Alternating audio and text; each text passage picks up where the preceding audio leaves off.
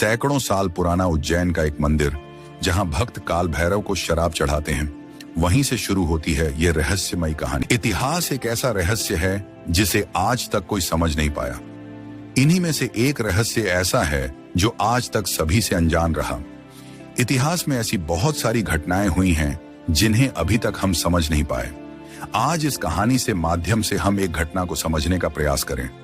अगर आपको ये वीडियो थोड़ी सी भी अच्छी लगे तो कृपया करके चैनल को सब्सक्राइब जरूर कर दीजिएगा। तो चलिए कहानी को स्टार्ट करते हैं। सैकड़ों साल पुराना उज्जैन का एक मंदिर जहां भक्त काल भैरव को शराब चढ़ाते हैं, वहीं से शुरू होती है ये रहस्यमयी कहानी। जब एक युवा इतिहासकार वीरेंद्र शर्मा, जिसने पूरे जीवन में धर्म और रहस्य को विज्ञान से जोड़कर देखने का काम किया था, उज्जैन आया था केवल एक उद्देश्य के साथ, उस पुरानी सुरंग को खोजना जो सदियों पहले काल भैरव मंदिर के नीचे से निकलकर एक गुप्त गुफा तक जाती थी। एक ऐसी गुफा जिसके बारे में मान्यता थी कि वहां स्वयं काल भैरव प्रकट होकर रुद्र रूप में तप करते थे और जहां जाने वाला कभी लौटकर नहीं आता। वीरेंद्र को यह सब मिथक लगता था, लेकिन जब उसने एक पुरानी पांडुलिपि में उस सुरंग का जिक्र पढ़ा तो उसे विश्वास हो गया कि यह कोई साधारण कथा नहीं, बल्कि एक दबी हुई ऐतिहासिक सच्चाई है।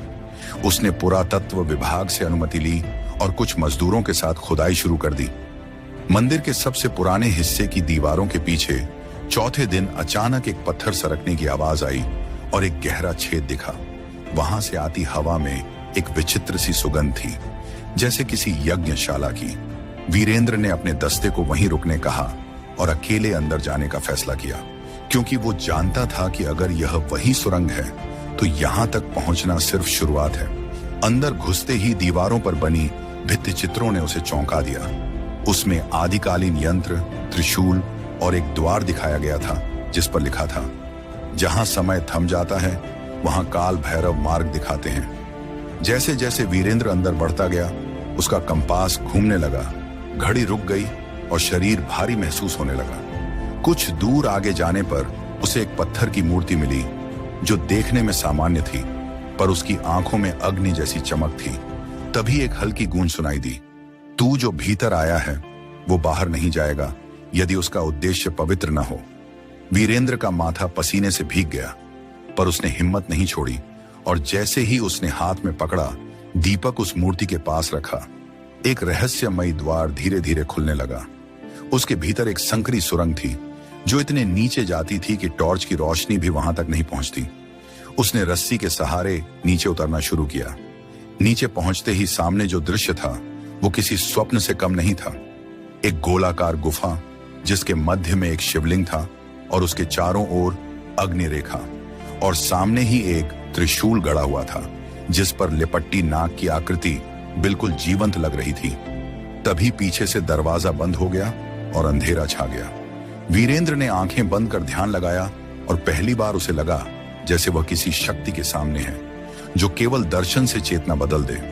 कुछ पल बाद तेज प्रकाश फैला और एक वज्र स्वर गूंजा, तू सत्य जानने आया है, पर सत्य वही जान सकता है जो अहंकार से मुक्त हो। उस दिन वीरेंद्र को समझ आया कि धर्म केवल किताबों और मूर्तियों में नहीं बल्कि अनुभव में है। अगले दिन वह बाहर निकला। उसकी आंखें बदल चुकी थी, चेहरा शांत और तेजस्वी हो गया था। लोग पूछते रहे कि सुरंग में क्या देखा, पर उसने कभी नहीं बताया। बस एक ही वाक्य कहता, जिसे काल भैरव बुलाएं वही उस मार्ग को समझ सकता है। कुछ सालों बाद वो एक साधु बन चुका था और उसकी पुस्तक भैरव मार्ग, एक चेतना यात्रा, आज भी उन रहस्यों की झलक देती है जिन्हें विज्ञान आज तक नहीं समझ पाया है।